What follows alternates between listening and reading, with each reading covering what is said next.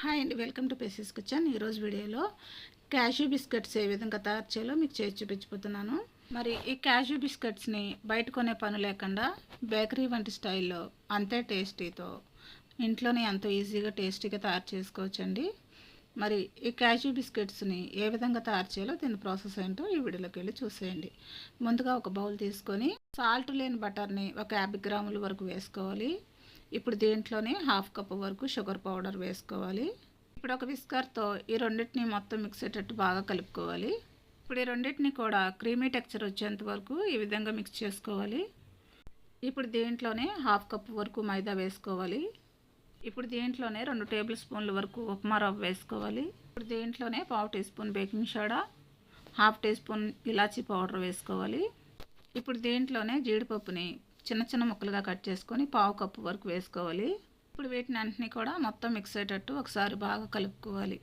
ఇప్పుడు ఈ విధంగా కలుపుకున్న తర్వాత ఇప్పుడు దీంట్లో 1 టేబుల్ స్పూన్ వరకు మిల్క్ వేసుకోవాలి. మిల్క్ని ఎక్కువ వేసుకోకూడదండి, పిండి పలచబడిపోతుంది.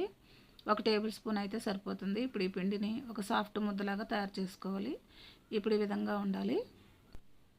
ఇప్పుడు ఈ పిండి ముద్దని చిన్న నిమ్మకాయ సైజు అంత పిండి ముద్దను తీసుకొని బిస్కెట్స్ తయారు చేసుకోవాలి.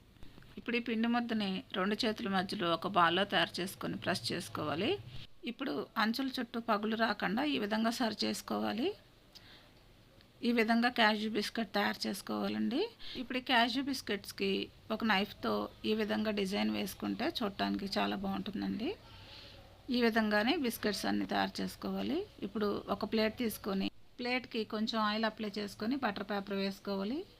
ఇప్పుడు మనం తయారు చేసుకునే క్యాష్యూ బిస్కెట్స్ అన్నీ ఈ ప్లేట్లో ఈ విధంగా పెట్టుకోవాలి. ఇప్పుడు ఒక మందపాటి కడాయి తీసుకొని ఇప్పుడు ఈ కడాయిలో ఒక వైర్ స్టాండ్ పెట్టుకోవాలి. ఇప్పుడు మనం రెడీ చేసుకున్న క్యాష్యూ బిస్కెట్స్ ప్లేట్ని ఈ కడాయిలో పెట్టుకోవాలి.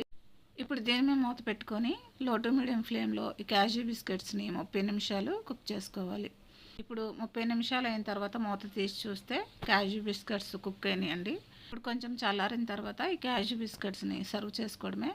మరి ఎంతో ఈజీగా టేస్టీగా ఈ క్యాష్యూ బిస్కెట్స్ని తయారు చేయడం చూసారు కదా. మరి ఈ క్యాష్యూ బిస్కెట్స్ని బయట కొనే పని లేకుండా బేకరీ వంటి స్టైల్లో అంతే టేస్టీతో ఈ క్యాష్యూ బిస్కెట్స్ని ఇంట్లోనే ఎంతో ఈజీగా టేస్టీగా తయారు చేసుకోవచ్చండి. మరి ఎంతో టేస్టీగా ఉండే ఈ క్యాష్యూ బిస్కెట్స్ని మీరు కూడా ఇంట్లో ప్రిపేర్ చేసుకొని ఏ విధంగా వచ్చిందో నాకు కమెంట్ చేయండి. నా వీడియోస్ కనుక మీకు నచ్చినట్లయితే ఇప్పుడే సబ్స్క్రైబ్ చేసుకొని బెల్ ఐకాన్ ప్రెస్ చేయండి. మీ ఫ్రెండ్స్కి రిలేటివ్స్కి షేర్ చేయండి. Thanks for watching.